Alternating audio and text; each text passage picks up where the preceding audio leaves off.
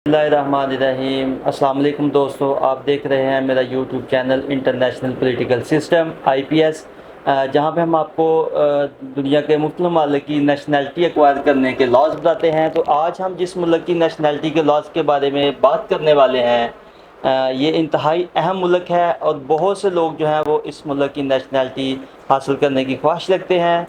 तो जिस मुल्क की नेशनैलिटी के लॉज हम आज आपके साथ शेयर करने जा रहे हैं, इस मुल्क का नाम है जापान। जापान जो है वो भी फॉरेनर्स को नेशनैलिटी देता है। उसके जो कवानीन है वो उनका नेशनल एक्ट है, जिसके तहत जो है वो नेशनैलिटी देता है। उसके अंदर न्यूट्रलाइजेशंस के लॉज जो हैं वो बयान किए गए हैं। वो न्यूट्रलाइजेशंस के लॉज जो हैं वो क्या हैं, वो आज हमको बताएंगे। तो उसकी कुछ शराइत हैं, कंडीशंस हैं जापान की नेशनैलिटी हासिल करने की, वो हम आज आपको बताने जा रहे हैं। न्यूट्रलाइजेशन के लॉ में सबसे पहले उन्होंने अपने इस एक्ट में बयान किया है कि अगर आप नेशनैलिटी हासिल करना चाहते हैं तो आपको मिनिस्टर ऑफ जस्टिस जो है उसके पास जाना पड़ेगा। वहाँ पे आपको एक एप्लीकेशन फ़ाइल करना पड़ती है और एप्लीकेशन फ़ाइल करने से पहले उनकी जो शराइत, कौन कौन सी वो शराइत हैं जिनके ऊपर आप पूरा उतरते हो, उसमें जो सबसे पहले है वो ये है कि आपके पास 5 साल का जापान का जो है वो डोमिसाइल होना ज़रूरी है। उसके बाद जो है वो आप 20 साल या इससे ज़ायद आपकी उम्र हो और इंटरनेशनल पर्सनल लॉज के मुताबिक आप जो है वो एक्ट करते हों। उसके बाद जो है कि वो आप अच्छे कंडक्ट के मालिक हों।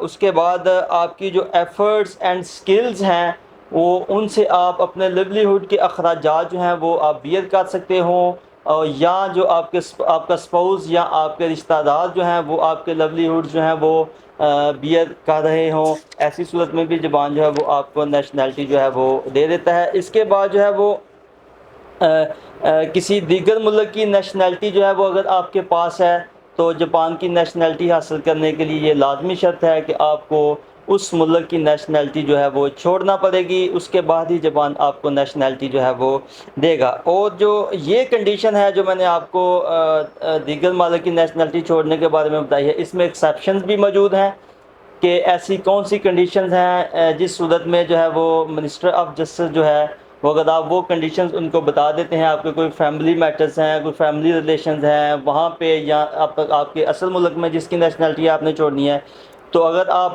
मिनिस्टर ऑफ जस्टिस को उस पर एग्री कर लेते हैं तो ऐसी सूरत में जो है वो आपको नेशनैलिटी ऑफ जापान जो है वो मिल सकती है बग़ैर नेशनैलिटी छोड़े हुए। इसके बाद कुछ और कंडीशंस हैं जो कि यानी कि आप जापान का जो कॉन्स्टिट्यूशन है उसको आप मानते हों, उसके बाद के आप फॉलोअर हों और उसके मुताबिक जो है वो आपकी लिवलीहुड वहाँ पे होनी चाहिए। इसके बाद चंद दीगर जो कंडीशंस हैं उनमें वो ये है कि जो अडॉप्टेड बच्चा है वो भी जापान का नेशनल बन सकता है। यानी जो अडॉप्टेड बच्चा है अगर वो 3 साल तक वहाँ का डोमिसाइल जापान का हासिल कर लेता है तो वो भी जापान का नेशनल कहलाएगा। उसके बाद एक शर्त है कि अगर आप कंटिन्यूसली दीगर तमाम शर्त के अलावा 10 साल तक जो है वो जापान की सरजमीन के ऊपर जो है वो आप ठहरे रहते हैं तो ऐसी सूरत में भी आप जो है वो मिनिस्टर ऑफ के पास जो है वो एप्लीकेशन फ़ाइल कर सकते हैं। इसके बाद है कि अगर आप किसी जापानी लड़की के साथ या कोई फादर जो है वो जापानी लड़के के साथ जो है अगर आप शादी करते हैं तो आप जो है वो 3 साल का डोमिसाइल जो है वो वहाँ का रखते हैं, तो ऐसी सूरत में भी आपको जो है वो जापान की नेशनैलिटी जो है वो मिल जाती है। लेकिन जो लास्ट पे मैं आपको बताने जा रहा हूँ वाज़ेह रहे कि जापान की नेशनैलिटी हासिल करने के लिए आपको सबसे पहले जो है मिनिस्टर ऑफ जस्टिस को एप्लीकेशन देना पड़ती है।